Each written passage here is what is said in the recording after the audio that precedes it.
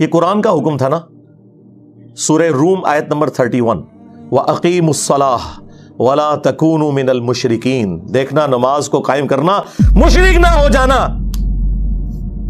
قرآن کو آگ تو مسلمانوں نے لگائی ہوئی ہے۔ قرآن چیخ چیخ کے کہہ رہا ہے کہ جو نماز نہیں پڑھتا وہ پاکستان کے شناختی کارڈ میں مسلمان ہے، اللہ کے ہاں وہ مسلمان نہیں ہے۔ صحیح مسلم میں یہ حدیث لکھی رہ گئی 246 کہ بندے کے کفر اور ایمان، شرک اور اسلام کے درمیان فرق کی نماز ہے۔ یہ حدیث مسلم میں ہی لکھی رہ گئی کہ ابن مسعود رضی اللہ تعالیٰ عنہ کہتے ہیں کہ جماعت کے ساتھ نماز پڑھنا یہ سنت خدا ہے، یہ تمہارے نبی کی وہ سنت ہے جو اللہ نے انہیں عطا کی، اگر اسے چھوڑ دو گے تو برباد ہو جاؤ گے۔ رسول اللہ کے زمانے میں اگر کوئی بیمار بھی ہوتا اور 2 بندوں کے سہارے مسجد میں آ کے نماز پڑھ سکتا تو اس کی کوشش ہوتی کہ میں مسجد میں جماعت سے نماز پڑھوں، کہیں مجھے منافق نہ شمار کر لیا جائے۔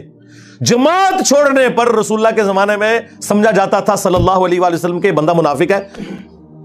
صحابہ کرام کو، اہل بیت کو کب معلوم تھا کہ ایسی امت بھی آنے والی ہے جو آپ سے بڑا عشق رسول ہونے کا دعویٰ کرے گی اور نماز ایک نہیں پڑھے گی؟ تو وہ کہتے یار یہ تو بڑا آسان اسلام ہے۔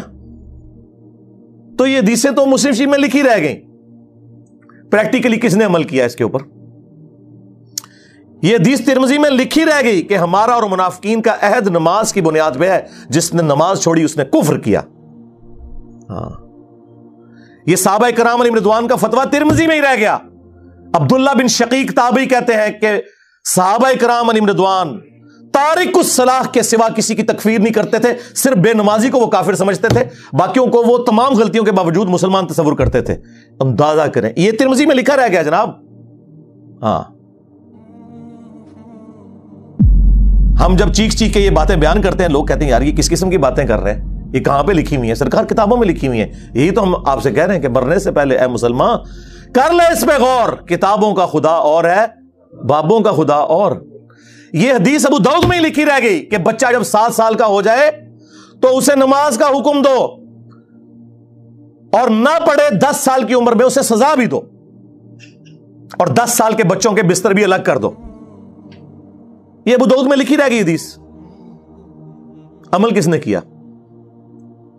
یہ حدیث ابن ماجہ میں لکھی رہ گئی کہ نبی علیہ السلام نے فرمایا اے معاذ، اللہ کے ساتھ شرک نہ کرنا، خواہ تمہارے ٹکڑے ٹکڑے کر دیے جائیں، تمہیں قتل کر دیا جائے، سولی دے دیا جائے، یا آگ میں زندہ جلا دیا جائے، شرک نہ کرنا۔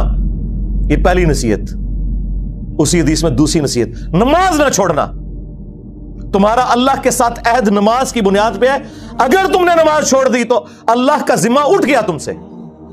اور تیسری چیز فرمایا شراب نہ پینا، یہ تمام برائیوں کی جڑ ہے۔ تو یہ حدیثیں تو لکھی رہ گئی سرکار۔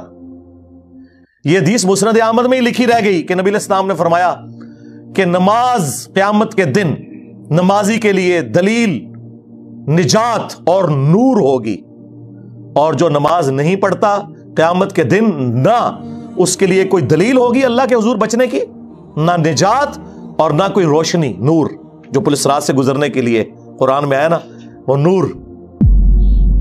اور پھر نبی علیہ السلام نے فرمایا کہ بے نمازی کا حشر اسی حدیث میں آتا ہے، فرعون، قارون اور حامان اور امیہ ابن خلف کے ساتھ ہوگا۔ ہاں جی، کچھ بھی ہے تیرے محبوب کی امت سے ہے۔ محبوب تو پہلے ہی بتا گئے ہیں کہ بے نمازی تیرا حشر تو فرعون کے ساتھ ہونا ہے، تیرا حشر قارون کے ساتھ ہونا ہے، امیہ ابن خلف کے ساتھ ہونا ہے۔ شرک is the most sensitive issue in the sight of اللہ۔ اور شرک اور نماز یہ 2 سینسٹیو ٹاپکس ہیں۔ قرآن کی توہین وہی لوگ کر رہے ہیں اصل میں جو قرآن پڑھنے سے روک رہے ہیں، جس کی وجہ سے شرک پھیل رہا ہے، اور نماز سے کوسوں دور ہے، کیونکہ انہوں نے قرآن تو پڑھا نہیں، انہیں پتا کیسے چلے کہ قرآن کا مسلمان اور ہے اور پاکستان کا مسلمان اور۔